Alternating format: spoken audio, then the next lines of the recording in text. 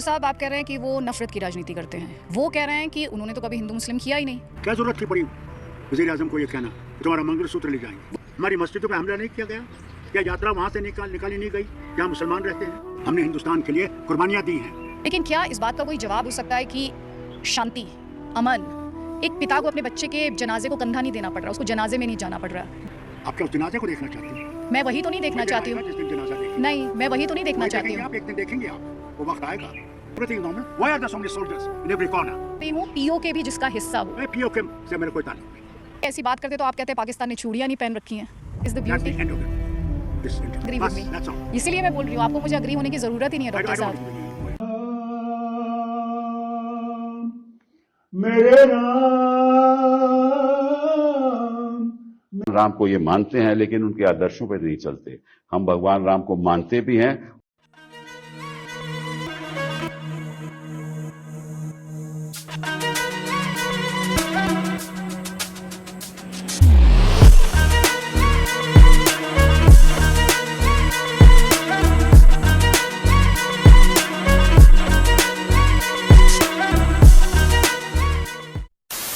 नमस्कार दोस्तों, स्वागत है आप सभी का। आप देख रहे हैं द खबरी शो। दोस्तों आज की वीडियो में हम देखने वाले हैं फारूक अब्दुल्ला का अदिति त्यागी के द्वारा लिया गया धमाकेदार इंटरव्यू। दोस्तों अभी कुछ दिन पहले एक रैली में फारूक अब्दुल्ला ने कहा था कि भारत के रक्षा मंत्री भले ही कहते रहे कि पीओके हमारा है, लेकिन मैं उन्हें बताना चाहता हूं कि पाकिस्तान ने चूड़ियां नहीं पहन रखी हैं और पाकिस्तान के पास एटम बॉम्ब है। इसी को लेकर जब अदिति त्यागी ने इंटरव्यू में इनसे पूछ लिया तो दोस्तों ये भड़क गए और इंटरव्यू छोड़ के जाने तक की धमकी देने लगे। दोस्तों वीडियो बहुत मजेदार होने वाली है, आपसे अनुरोध अंत तक जरूर देखना। अगर आप चैनल पे पहली बार आए हैं या चैनल को अभी तक सब्सक्राइब नहीं किया है तो चैनल को सब्सक्राइब करना मत भूलना। चलिए शुरू करते हैं आज की मजेदार वीडियो।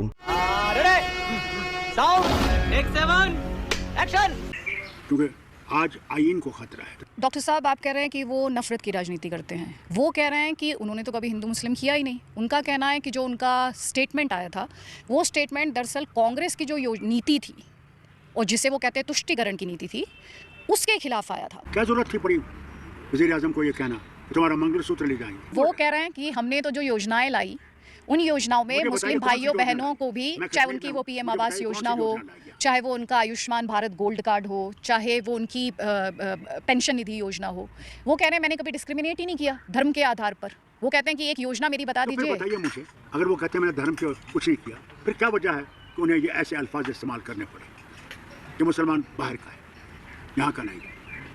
क्या वजह है बताइए मुझे। फर्क है उसमें या नहीं है? मैं नहीं कह रहा हूँ, वज़ीर आज़म खुद कह रहे हैं कि इनके बच्चे बहुत ज़्यादा हैं। किसने कहा? उसका उन्होंने कहा कि मैंने गरीबों की बात की थी, मैंने किसी धर्म विशेष की बात नहीं की थी। उन्हें वो स्टेटमेंट्स खुद पढ़ने चाहिए जो वो करते हैं। वो कहते एक बात है, करते दूसरी बात। देखिए मुझे बताते हैं वो कि आप कौन सा खाना खाओगे, आप कौन से कपड़े पहनोगे, आप किस तरफ चलोगे, कैसे नमाज पढ़ोगे। हमारी मस्जिदों पे हमला नहीं किया गया? क्या यात्रा वहाँ से निकाली नहीं गई जहाँ मुसलमान रहते हैं? आप ये कहते हैं कि मुस्लिम इलाकों से शोभा यात्रा निकालते हैं, ये कहते हैं शोभा यात्रा पर पथराव होता है। मैं अगर बाहर से दोनों पक्षों को देखूं और सुनूं तो सवाल ये है कि अगर आपको शिकायत है तो उनको भी तो शिकायत है, बैठकर तो आप दोनों को ही सॉर्ट आउट करनी है। वो कहते हैं पथराव होता है। आपको क्यों लगता है ये, मतलब ये चीज़ कहाँ से आ रही है? क्योंकि वो यूसीसी की बात ज़रूर करते हैं लेकिन उसमें सबके लिए, लेकिन उसमें वो ये नहीं बताते आपको क्या खाना है, क्या पहनना है, कहाँ जाना है, क्या करना है। यूसीसी और जो बात आप कह रहे हैं सर, उसमें तो फ़र्क है ना। क्या हम यूसीसी इस बात का हम लोग देख नहीं रहे किस बर्बादी की तरफ हम जा रहे हैं। देख नहीं रहे कि कहाँ पहुँच गए। सबसे पहली बात तो आपने भारत का जिक्र किया और मुझे क्यों लगता है भारत खतरे में नहीं है। वो इसलिए नहीं लगता क्योंकि आप बैठे हैं और मैं भी बैठी हूँ। मैं अपना रिलीजन अक्सर नहीं लेके आती किसी भी डिस्कशन में। आपने अपना रिलीजन बताया, मेरा रिलीजन आप जानते हैं, लेकिन आज भी हम दोनों एक टेबल पर आकर बात कर रहे हैं। आप अपनी बात रख रहे हैं और मैं अपनी बात रख रही हूँ और मुझे पूरा यकीन है इस इंटरव्यू के बाद भी आपको भी पुलिस नहीं पकड़ के ले जाएगी और मुझे भी पुलिस नहीं पकड़ के ले जाएगी, क्योंकि हम दोनों ने ये डिस्कशन किया है। तो ये मुझे लगता है कि जब आप हिंदुस्तान के आइन की बात करते हैं तो वो राजनीति से थोड़ा सा परे होना चाहिए। आपको नहीं लगता? दीवारें डाल रहे हैं तो डॉक्टर साहब आपको नहीं लगता कि यूसीसी उसके लिए एक, जो डिवाइड की बात आप कर रहे हैं, यूसीसी सबको एक प्लेटफॉर्म पे लाके खड़ा कर देगी?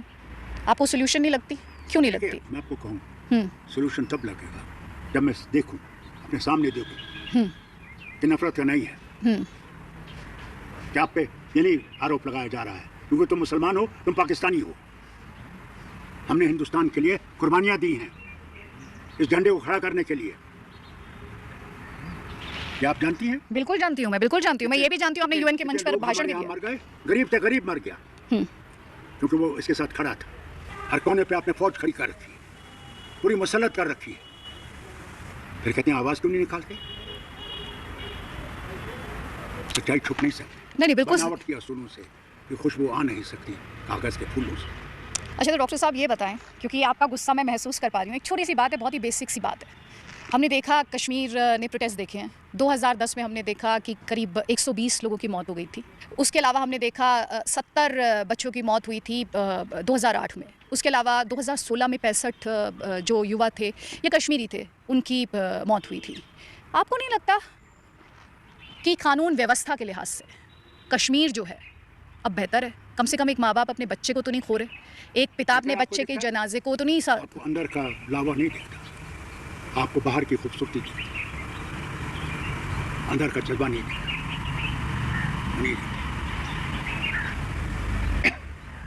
नहीं, लेकिन आपने ये कहा कि बाहर की खूबसूरती है और अंदर लावा है, लेकिन क्या इस बात का कोई जवाब हो सकता है कि शांति, अमन, एक पिता को अपने बच्चे के जनाजे को कंधा नहीं देना पड़ रहा, उसको जनाजे में नहीं जाना पड़ रहा? डॉक्टर साहब ये आपको नहीं बहुत लगता? अच्छी बात है।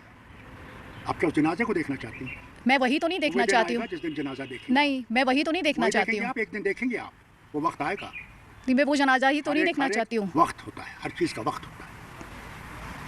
वो जनाजा देखेंगे आप। लेकिन आपको क्यों लगता है? करते रहेंगे और हमारी आवाज को दबाते रहेंगे, एक दिन आएगा।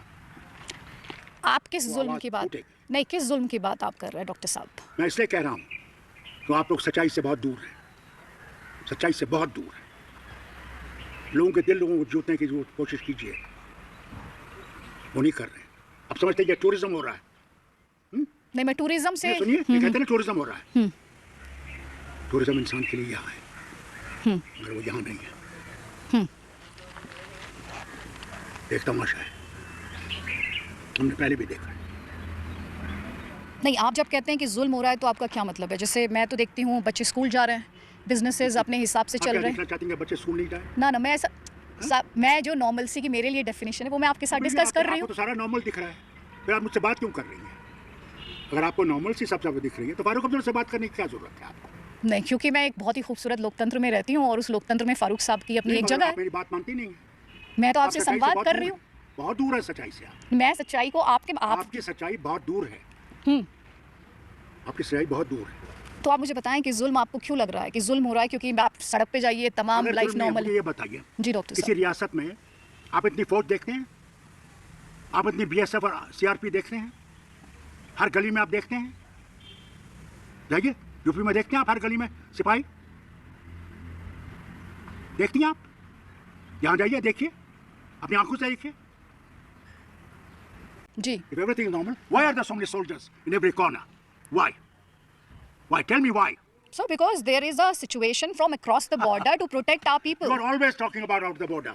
आप नहीं खुद सीएम बनना चाहते? You don't protect inside. नहीं, कितने Who terror protects the border? Why are soldiers in every gully? लेकिन डॉक्टर साहब आप खुद ही बताएं ना कितने टेरर इंसिडेंट हुए हैं, कितने पेल्टिंग इंसिडेंट, स्टोन पेल्टिंग। आप इस रोड पे जाइए, नेशनल हाईवे पे जी, और देखिए कहाँ लोगों को रोका नहीं जाता, खड़े कर दिए जाते हैं। किसी रियासत में आप देखती हैं? खुद एक ऐसी जम्मू कश्मीर रियासत के सीएम नहीं बनना चाहते हैं? आप नहीं चाहते एनसी जिसने इतना सेक्रीफाइस किया है वो एक ऐसे जम्मू कश्मीर को रूल करे जो कि यूनिफाइड हो, यूनाइटेड हो? तो यहाँ पे यूनाइटेड नहीं हो। हमने क्या डिवाइड करने की कोशिश की? हमने डिवाइड करने की कोशिश की? मैं कह रही हूँ पीओके भी जिसका हिस्सा हो। पीओके से मेरा कोई ताल्लुक नहीं। भारत का स्टैंड ये है जी। पीओके कुछ भी हो, पीओके पाकिस्तान के पास है। उसका कब्जा रोका इनको पीओके लेने से? क्या फारूक अब्दुल्ला ने रोका?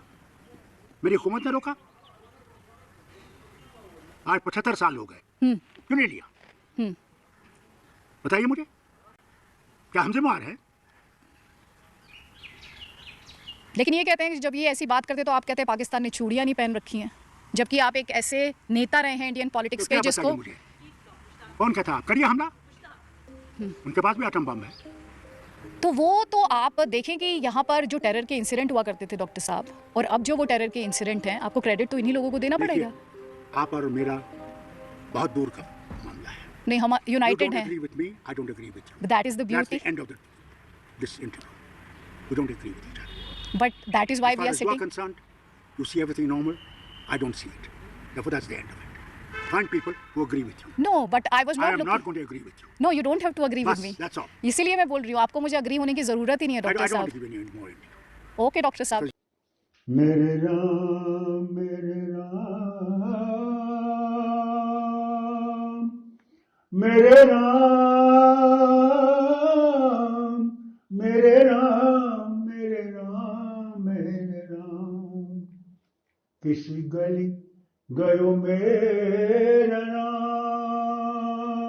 राम किस गली गयो मेरा राम इन दो धूर्तों में एक धूर्त वो है जिसने कहा था राम काल्पनिक हैं. 317 को कहते हो खत्म करो। अरे करोगे तो फिर इलाहाक किधर रहेगा? अल्लाह की कसम कहता हूँ, मेरे ख्याल से अल्लाह को यही मंजूर होगा, हम इनसे आजाद हो जाएंगे। बहुत बहुत बहुत बहुत धन्यवाद फारूक साहब, जो आज मैं आपने समझता हूँ जनाब, याद रखेगा कि राम इन्हीं का है। नहीं हम राम तो हम सबका है, सबका है. हाँ, भगवान तो सबके माने होते या हैं. ना माने, हाँ. विश्व का राम। नहीं, ये तो खैर भगवान राम को ये मानते हैं, लेकिन उनके आदर्शों पर नहीं चलते. हम भगवान राम को मानते भी हैं और उनके आदर्शों पर चलने के लिए तैयार भी हैं. बिल्कुल सही बात है, बिल्कुल सही बात है। उनके आदर्श ही इस देश को और बचाएंगे. दुनिया को बचा सकते हैं। हाँ, इनको भी बचाएंगे. नहीं चलेंगे तो इनको ये बचेंगे नहीं.